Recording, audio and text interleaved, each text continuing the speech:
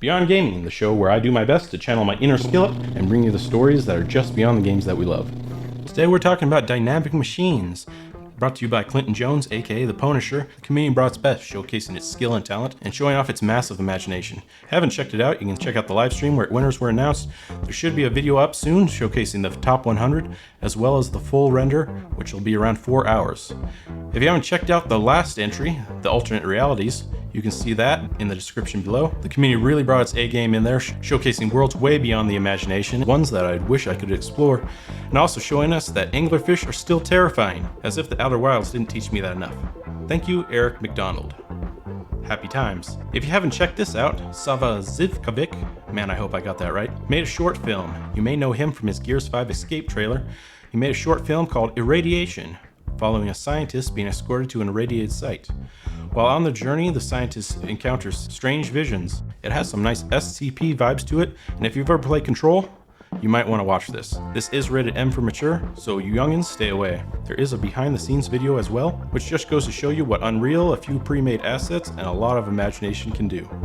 And while we're on the subject of short films, have you checked out Dynamo, Ian Hubert's new video? If you haven't, you're missing out. This world's exceptionally made, following the humdrum life of a salad maker. What's most amazing about this short episode is the fact that it's almost all CGI. I highly recommend it, and hopefully we won't have to wait another 3 years to get the next episode.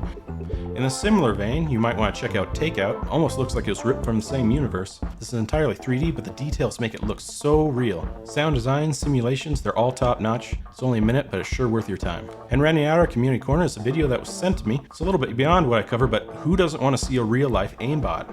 Shane over at Stuff Made Here decided to design himself an aimbot using a bow. The results are pretty impressive. Goes to show you what a few cameras, a little code, and a lot of time can get you. Alright, let's talk some tech. First up is Blender 3.0. People have been waiting for this one on the horizon. Some of the most exciting additions of Blender are going to be the asset browser, which will allow you to drag and drop textures, objects, and even poses with a click of a button. The other big upgrade of note is the addition of Cycles X, which seems to be about 5 to 7 times faster than the typical Cycles renderer. Blender 3.0 has been delayed till about October or November, but if you want, you can still get your hands on the alpha if you want to download it and play with it yourself. Have you ever wondered what the fastest renderer is? Although Cycles X is looking to be pretty decent, Andrew Price, aka Blender Guru, has run a test to see which renderer is actually the fastest. He puts them through 4 tests: global illumination, subsurface scattering, environment volumetrics, as well as an all-rounder. The test was run over 2 years and it is pretty thorough. It may surprise you what the results are, and you may want to check it out if you are wondering which one is right for you and your workflow. Check this out, NVIDIA has come out with a new Canvas app. This app lets you draw in basic geometry and an AI will help you fill in the rest. It's pretty impressive to see what can be done, and this will save a ton of time if you're doing concept art. It is in beta and available for download. Tech Yesterday has yet another addition to his mouse controller. This time it's V5, looking towards V6. This one includes ball bearings as well as stick on the back for added motion.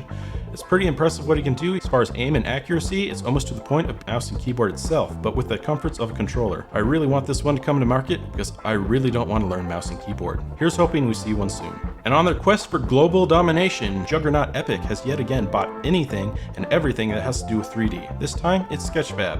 Sketchfab is an online marketplace where you can buy and sell models as well as view them. You can view them in all their details as well as their maps.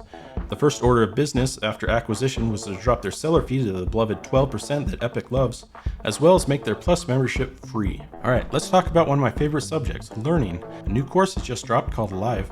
It's by Pierrick Picaud. Picaud? Man, I picked a bad week for names.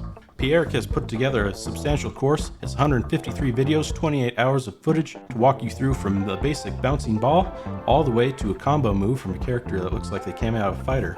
I've not yet checked out this course myself, but all the reviews are looking pretty positive. It is on sale, 25% off until the 19th, so if you want to get into this, you can pick it up for $60. Are you into photogrammetry or 3D prop scanning? Well, this is the one for you. I'm not even going to try and say the name. Hey everyone, Grzegorz Baran here. His words, not mine, but if you're into 3D prop scanning, this is the video to watch. This one really helped me out when I was struggling, told me all the things I was doing wrong and how to fix them. He not only goes over just the basic process, he also explains light and distance, as well as other factors that'll affect your scans. I highly recommend watching this if you want to try any photogrammetry, and even if you don't, it's well worth the watch to learn how about lighting and distance affects your photography. CG Boost is coming to us with another challenge. This time it's TREEHOUSE. There are tons of prizes, and what's the point of learning anything if you can't apply it? Why not put it to good use, make yourself a treehouse, and see if you can snag yourself a sweet win. Wrapping up this week's news with our dev spotlight, you should check out Chaos Rio. He's been working on a Porter-like game for the last few years, and it's looking pretty polished right now. You can join his Discord or even check out the demo itself on his Kickstarter page. Hopefully this comes out before too long, unless of course, yet again, the cake is a lie. And what would you say if I told you that we're getting a remake of Banjo-Kazooie? No, not really. Sorry. But one fan did take the geometry of the old game and overlay it with some new graphics. Project Dream put this together, hoping to capture some of the magic that started it all. He's promised to do more of these videos, and hopefully with enough attention, maybe we will get a remake. Or at least not, maybe a fan-made version of it, assuming the Ban Havern doesn't drop. One can hope. That does it for this week. This episode is sponsored by No, what am I saying? We don't have any sponsors. Sponsors are you, the lovely viewers that put up with me and watch these videos. Thank you for watching, have a lovely weekend, and we'll see you next time.